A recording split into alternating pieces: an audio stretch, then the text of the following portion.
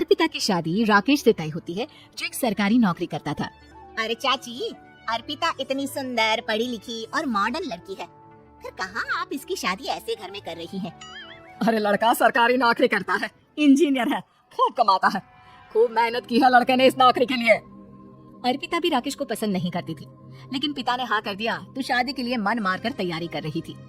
हाँ माँ, चाची ठीक ही तो कह रही हैं। पता है मेरी सहेलियों के पति कितने मॉडर्न हैं। अरे देख बेटा, तू मॉडर्न है ना, वो पढ़ने लिखने वाला गांव का होनहार लड़का है, तू जैसा रखेगी रहेगा। अब तक कोई उसकी केयर करने वाला नहीं था, है तो सिर्फ एक भाई भाभी, और माँ पिता तो गांव में ही रहते हैं। अर्पिता का मुंह बन जाता है। वो पिता के फोन से राकेश का नंबर लेकर उसे मिलने के लिए बुलाती है। आज तो मैं उसे साफ साफ मना कर दूंगी, मुझे नहीं करनी शादी। शक्ल देखिए, ना कपड़े पहनने का तरीका है ना बोलने का। अर्पिता राकेश से मिलने जाती है। अब क्या हो गया, आपने मुझे अर्जेंट मिलने को बुलाया, सब ठीक तो है ना? हाँ सब ठीक है, पर मैं आपसे कुछ कहना चाहती हूँ, आप ना इस शादी से मना कर दे। राकेश की आंखें अर्पिता की इस बात से लाल हो जाती है। वो रूंधे गले से कहता है, लेकिन शादी की सारी तैयारियां हो गई हैं। मैंने आपके साथ एक अच्छे भविष्य का सपना भी देख लिया है। ऐसा मत करिए प्लीज। माँ पिता के अलावा मैंने किसी को दिल से अपना माना है तो वो आप ही है। देखिए, मुझे आपसे कोई समस्या नहीं है, लेकिन आप मेरे जैसे नहीं है। मैं मॉडर्न लड़की और आप। मैं आपसे वादा करता हूँ, जब तक आपके लायक नहीं बन जाता मैं कभी आपसे बीवी का हक नहीं मांगूंगा। अर्पिता राकेश का प्यार देखकर पिघल जाती है और शादी के लिए हाँ कर देती है। दोनों की शादी हो जाती है, लेकिन शादी के बाद राकेश की भाभी, जो कि पूरी की पूरी देहाती थी, ए राकेश, उठ, जब पानी भर कर ला, और तेरे बीवी को बोल के चूल्हा लगा दिया है, रोटी बना ले। क्या है ये सब? और तुम्हारी भाभी इस तरह चिल्ला क्यों रही है? क्या करूं, भाभी ही खाना बनाती है और मुझे पढ़ने के लिए इस घर में रखा तो मैं घर का सारा काम कर देता हूँ।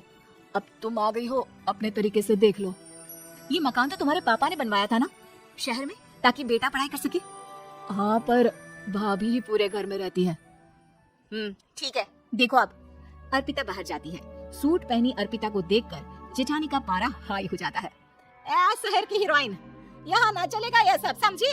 साड़ी पहनो साड़ी, वो नारंगी वाली निकाले है तुम्हारे लिए, जिसमें हरे रंग का फूल बना है, और सीधे पहुंचो रसोई में। मेरे आगे नहीं चलेगा ये सूट बूट का नाटक, समझी? देखिए भाभी, आप बड़ी हैं, आपने राकेश की पढ़ाई में मदद की, लेकिन ये मकान इनके पिताजी का है तो मैं अपना पोर्शन अलग कर रही हूँ। मैं आज से आपके साथ नहीं रहूंगी। जेठानी का तो मानो पारा ही हाई हो जाता है। और आज तक कैसे नहीं रहेगी? हाँ, और कौन बोला कि राकेश अलग हो जाएगा? वो अपने भाई के बिना नहीं रहता। आज देखिए तो, देखिए कल के आई छोरी कहाँ बोल रही है। राकेश के साथ बात हो गई है, मैंने ऊपर का हिस्सा राकेश को दे दिया है, उसकी अपनी जिंदगी शुरू हो रही है, तो अच्छा है ना कि अब रसोई भी अलग हो जाए। अर्पिता राकेश की ओर फक्र से देखती है कि उसने अर्पिता के लिए स्टैंड लिया। अर्पिता बाजार में जाकर सारा रसोई का सामान ले आती है।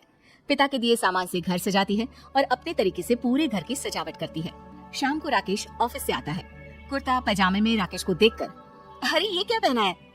भाभी सिलती है ना कुर्ता, मैं सारी कमाई भाभी को ही दे देता हूँ। लेकिन अब ना बीबी को देना होगा, क्योंकि भैया भी अच्छी नौकरी करते हैं। भाभी अपने पति का पैसा संभाले और मैं अपने पति का पैसा संभालूंगी। तभी भाभी आ जाती है। अरे देखो, बहुत हो गया। हाँ, अलग रहने तक तो ठीक था, लेकिन पैसा हम एक फूटी कौड़ी नहीं देंगे। बचपन से तुम्हारे पति को हमने पाला है, उसका हिसाब दो। अच्छा, हिसाब चाहिए? कितना पढ़ी है आप जो आपको हिसाब चाहिए? बड़े भाई हैं उनके, जिन्होंने उन्हें पढ़ाया लिखाया, वो हिसाब मांगेंगे तो जरूर दे दूंगी भाभी। अरे देख, अगर तूने पढ़ाई की है तो मैं भी अंगूठा छापना हूँ। अरे 5 की क्लास तक पूरी पढ़ाई की है, समझे? वैसे भी कल इन लोगों के माँ बाबू जी आ रहे हैं गाँव से, वही लोग ठिकाने लगाएंगे तुझे। अगले दिन सास ससुर आते हैं, दोनों बहुत ही सीधे लोग। अच्छा किया जो ऊपर के हिस्से में राकेश की गृहस्थी लगा दी, अब दोनों बेटे अपना अपना देख ले। छोटी बहू कहाँ है? अरे बहुत ही चालाक है माँ जी, ऐसे जबान चलाती है जैसे दर्जी कैंची चलाता है।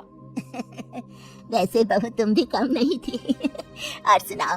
तभी छोटी बहू सास ससुर के पैर छूकर उन लोगों को चाय और नाश्ता देती है। माँ जी, आप थक गई होंगी, मैं खाना लगा देती हूँ, ऊपर आ जाइए चाय पीकर।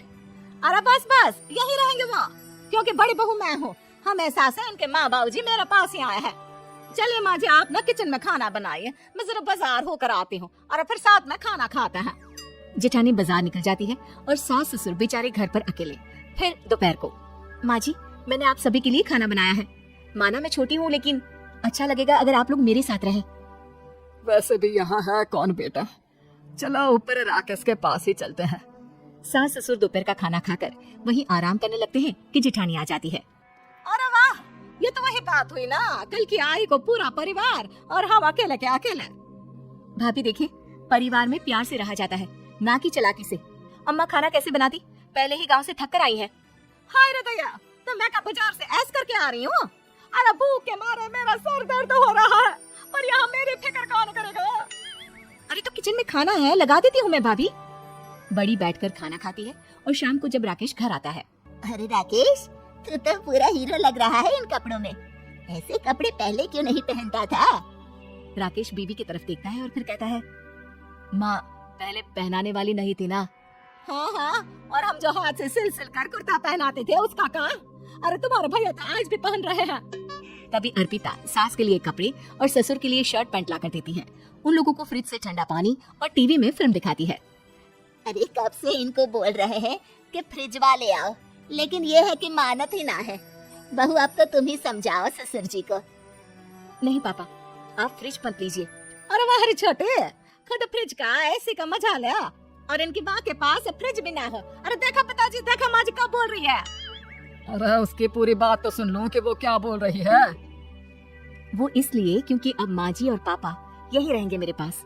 घर को घर सिर्फ मॉडर्न या गांव की सोच नहीं, बल्कि संस्कार बनाते हैं भाभी, और संस्कार अच्छे हो तो सब सही हो जाता है।